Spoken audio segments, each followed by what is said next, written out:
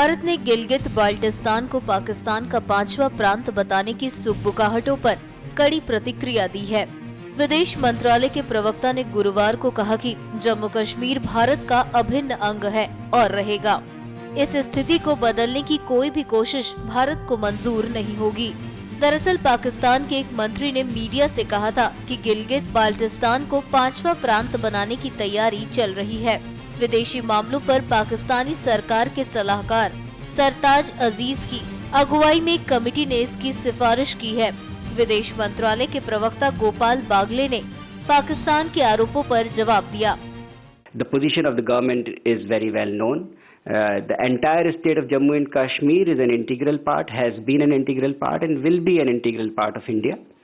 And no attempt, no unilateral attempt or a step to change that or attempt to change that would have any legal basis whatsoever, and of course it will be entirely unacceptable.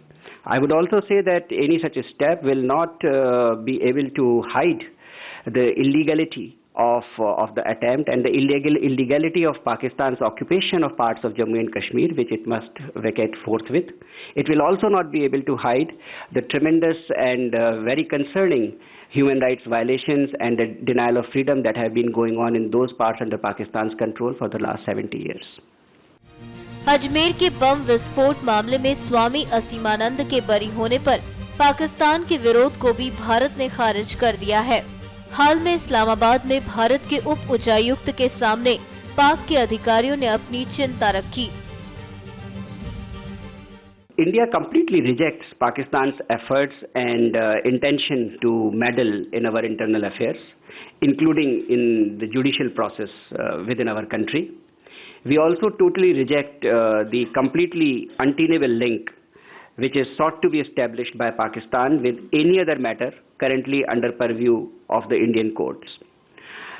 A strong Indian democracy and justice system obviously need no self-serving sermons from anybody, and much less from a country like Pakistan.